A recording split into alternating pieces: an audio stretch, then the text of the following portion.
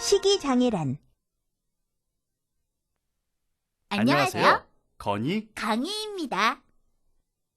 음식을 먹는 행동은 몸의 생리적 상태와 외부 환경 간의 상호작용에 의해 일어나게 됩니다.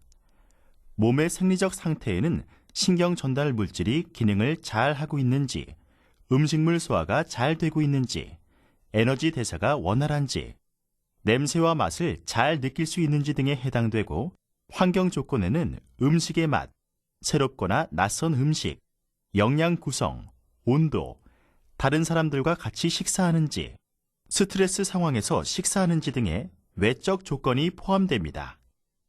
이런 여러 요인들의 문제가 생겨 발생하게 되는 식이장애는 크게 두 가지 증세가 있습니다.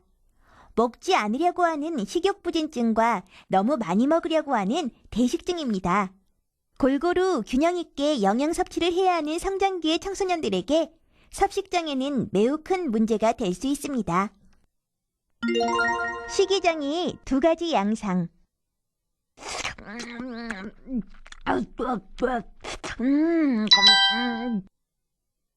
안녕하세요.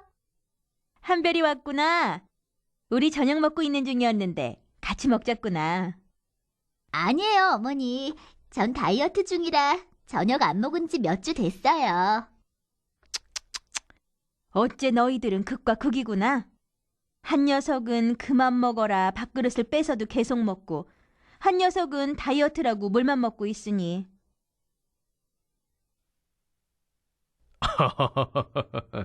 우람이 어머니가 걱정이 많으시군요. 우람이는 신경성 대식증, 한별이는 신경성 식욕부진증의 초기 단계인 것 같습니다. 신경성 대식증의 특징은 많은 음식을 재빨리 먹어치우는 것과 체중 조절에 지나치게 신경 쓰는 것입니다. 복통과 구역질이 날 때까지 먹은 후 체중 증가를 막으려고 일부러 토하고, 이어서 죄책감, 우울, 자기 혐오감으로 괴로워하게 되죠. 먹는 것을 절제하지 못하는 것에 대해 두려움을 가지며 먹기 쉬운 고칼로리 음식을 먹고 정상 체중을 유지하기도 합니다. 반대로 신경성 식욕부진증의 환자의 사진을 보면 기아 상태 때문에 뼈만 남게 된 것이 아닌가 눈을 의심하게 될 정도로 심각한 경우도 있어요. 이와 같이 체중과 음식에 몰두해서 체중 감소를 위해 극단적 행동을 한다던가, 체중이 늘어날까 봐 극심한 두려움을 가지고 일부러 체중을 무리하게 줄이는 행동이 나타나는 정신질환이 신경성 식욕부진증입니다. 왜 식이장애가 일어나게 되나요? 제가 워낙 잘 먹어서 우람이도 먹성이 좋은가 보다 했더니 대식증으로 발전할 위험도 있는 거군요. 이런 식이장애가 일어나는 이유는 뭐죠? 대식증은 생물학적, 사회적, 심리적 요인이 관련되어 있을 것으로 연구되고 있으나 정확한 원인을 알기는 어렵습니다. 반대로 식욕부진증의 경우 환자의 가족 중 우울증이나 강박장애 등의 질환이 있는 가족들이 있는 경우가 간혹 보고되어 가족 간 관련성이 일부 있을 수 있으며, 날씬함, 운동, 젊은 모습을 강조하는 사회 분위기의 영향도 있을 것으로 생각됩니다. 심리적으로는 음식에 대한 공포 회피 반응으로 보기도 하죠. 하지만 개별 환자에 대한 특정한 원인을 찾기 어려운 경우가 많아요. 식이장애의 진단은 어떻게 하나요?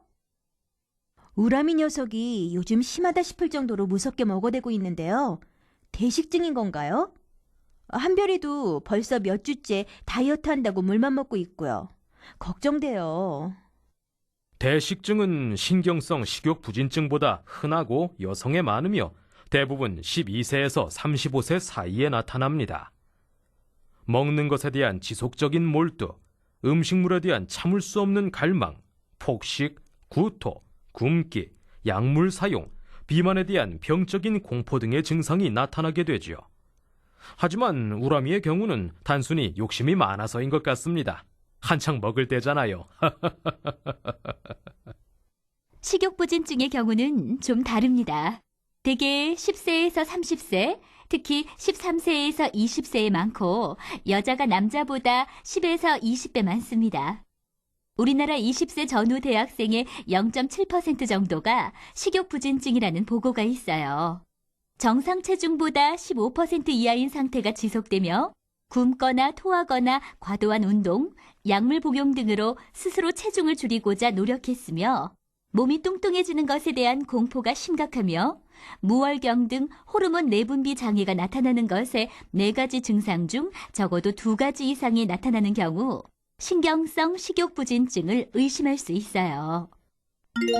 식이장애의 증상. 그러고 보니 엊그제 친구들과 먹은 떡볶이를 토한 적이 있어요. 같이 다이어트를 시작한 친구보다 더 말라 보이려고 약을 먹을까도 생각해봤고요. 한별양은 이미 증세가 진행 중인 것 같아 안타깝군요. 식욕부진증 환자들은 살이 빠지다 보니 월경이 멈출 정도로 마르게 되었음에도 불구하고 이미 날씬하다는 만족보다는 더 날씬해져야 한다고 생각하고 계속 살을 빼려고 해요. 살을 빼기 위해 굶기도 많이 하지만 밤중에 몰래 많이 먹은 후 토해버린다거나 식욕 억제제나 이뇨제 등으로 살을 빼려고 약물을 남용하기도 해요. 강박적인 행동, 우울한 기분, 불안도 흔하죠. 이렇듯 너무 심각하게 날씬해지고자 하는 행동이 특징으로 종종 기아 상태에 이르며 이로 인해 사망할 수도 있는 무서운 병이에요. 반대로 대식증 환자들은 달고 부드럽고 칼로리가 높은 많은 양의 음식을 평균 1시간 정도 비밀리에 혼자 개걸스럽게 먹는 것이 특징이지요. 먹고 난 후 일부러 토하다가 치아나 손에 종종 상처를 입기도 합니다. 충동, 우울, 불안이 같이 있는 경우도 많지요. 우리 엄마는 가끔 부부싸움 하시고 나서 밤에 밥 한 솥을 혼자 비벼 드시곤 하시는데 이런 경우에 해당되는군요. 나만 닮아서 많이 먹는 게 아니었군. 우람이 너? 식이장애의 치료. 우람이 어머니의 경우도 대식증이라고 보기는 어렵습니다. 대식증은 신경성 식욕부진증보다는 경과가 좋아지는 경우가 많고 1, 2년 내에 자연 치유되는 수도 있어요. 또한 인지적 행동치료가 효과적인데 왜곡된 생각을 파악하여 바꾸도록 하는 인지구조 변경이나 스스로 식사 행동을 기록하고 돌아보게 하는 방법도 있지요. 또 약물치료로 증세를 호전시킬 수도 있습니다. 우람이 어머니의 경우는 부부싸움을 안 하면 해결되는 문제니 우람이 아버지가 술을 끊으시면 해결될 것 같네요. 노력해보기로 하겠습니다. 우람이 식구들보다 한별이가 걱정이네요. 식욕부진증은 입원 치료, 개인 정신치료, 가족치료, 행동치료 및 약물치료 등을 포함하는 종합적인 치료 계획이 필요해요. 우선 환자 자신이 치료에 협조하고 참여하는 것이 중요하며 체중을 꾸준히 늘리고 영양 균형을 회복시켜 기아 상태와 그로 인한 합병증을 막아야 합니다. 신경성 식욕부진증은 완전히 회복되기 쉽지 않은 심각한 질환이며 일찍 치료를 시작하는 것이 좋습니다. 한별양은 아직 치료가 필요한 상태는 아니지만 예방적 차원에서 더 알아두어야 할 것이 있어요. 신경성 식욕부진증의 예방. 제가 그렇게나 심각한 상태인가요? 신경성 식욕부진증은 사망까지 이르는 심각한 병이에요.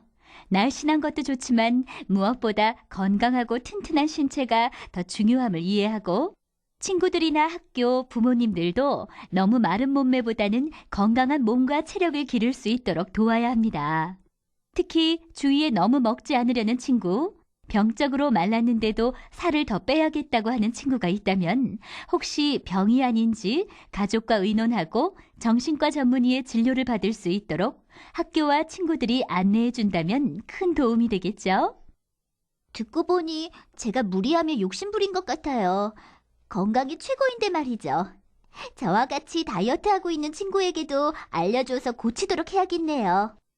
한별아, 우리 같이 저녁 먹자. 이리 앉아. 너 지금 나 약 올리는 거지? 아니. 이게 다 어디로 갔지? 지금쯤 네 12지장 근처를 지나고 있을 거다. 네.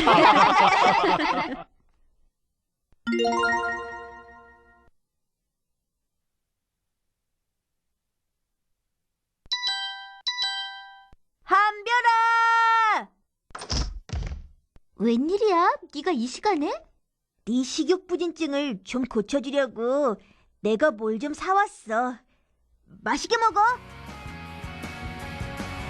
녀석, 귀여운 구석이 있단 말이야. 미안해. 너무 맛있는 냄새가 나서 그만.